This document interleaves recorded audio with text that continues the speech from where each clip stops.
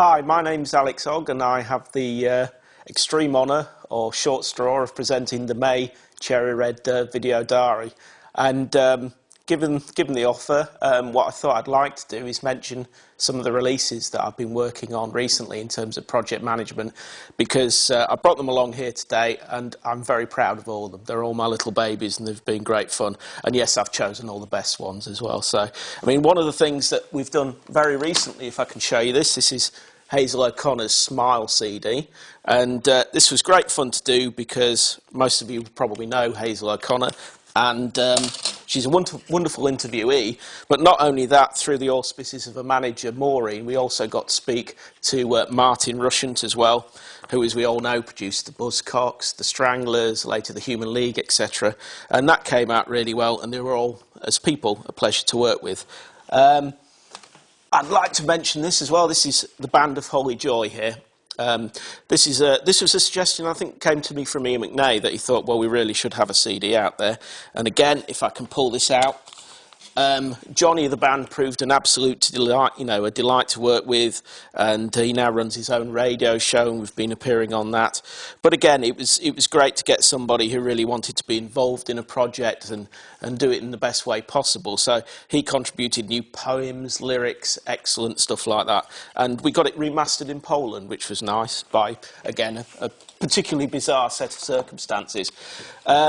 Another particular favourite is this, and this is the Dancing Did.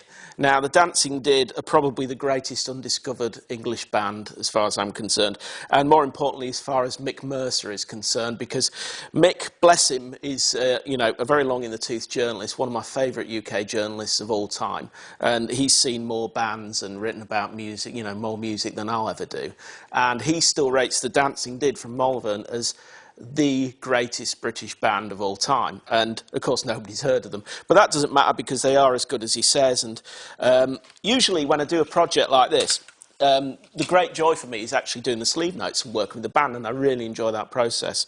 But it just didn't seem fair that anybody else apart from Mick Mercer should do the sleeve notes. So he did the sleeve notes, and of course he did a fantastic job. He used his own photos, he found old photos, etc.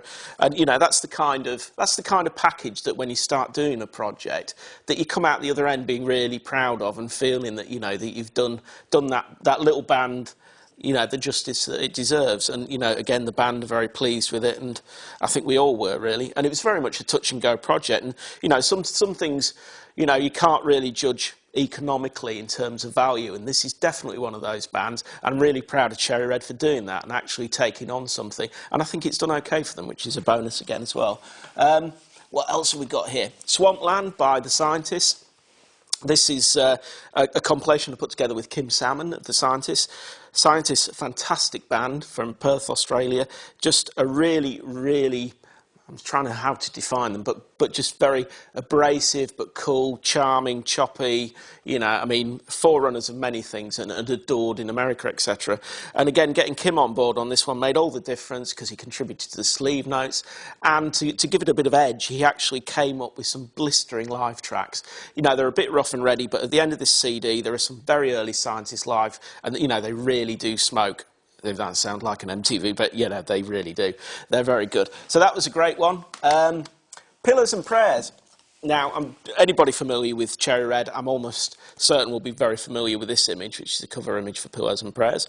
And I was very grateful. It was an album that I loved as I grew up. I think everybody in my street had a copy because of the 99p concept, which was wonderful. We all bought it. We didn't have to, we used to have to buy one Echo and the Bunnymen album and then tape the other one off the other guy. But with this, we all had a copy. We knew all these songs intimately, and this is the reissue. It's a beautiful. I'm just trying to see if you can see that, all those, deluxe packaging. And I was very grateful when Ian McNay asked me to do the sleeve notes. And I think I probably went overboard and wrote too much, which I often do. But it was fantastic for me to actually talk to all the people that made that album. I can't tell you what a thrill it was to talk to the Monochrome set, to attempt to talk to Feld, but to talk to all those artists, the Nightingales, all those bands on there, Isla in Gaza, Kevin Hewitt, all those people. So that was a real thrill to do, and I think it's gone down really well, and I think the music as well still stands the test of time. And this one, from a Cherry Red perspective, again, is very interesting. This is the Photos album, which we tried to license for some time, and we got the rights, and I did that with the band. And the interesting thing about this, of course, is the Photos were one of the very first bands that Cherry Red tried to sign, but of course CBS came along, and they went to CBS, and they had some hits, and this was a big chart-selling album, but of course they had lots of problems, and it was quite fitting, and the band themselves were thrilled that this album eventually turned up again on Cherry Red, whatever it was, 25, 30 years later. And again, it was a joy to do it because each member of the band wanted to get involved. So the notes have contributions from all 4 members. You know, Steve Eagles was the principal liaison there, and he's got some great stories. You know, we found out where Wendy Wu got her name from for the first time, which is quite funny, I think, but I won't spoil the secret. But, you know, that was great. And, you know, all these releases, these I'm very proud of. And I think that, you know, if you're going to do something, it's worth doing something properly. And that's the spirit behind these releases.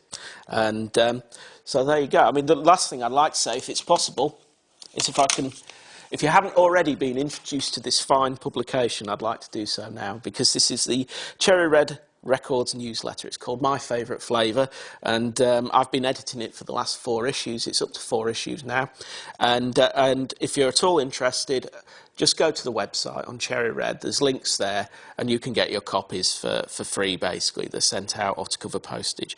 Now, again, it covers all the myriad labels on Cherry Red, and it gives a nice write-up on each of those. So anything you want to know about Elle, Cherry Red, RPM, Revolver, all those subsidiary labels, there's detailed information. We try to add in interviews, snippets of information, and everything like that. A lot of effort goes into it, and we think we're gradually getting there in terms of the presentation and the editorial content.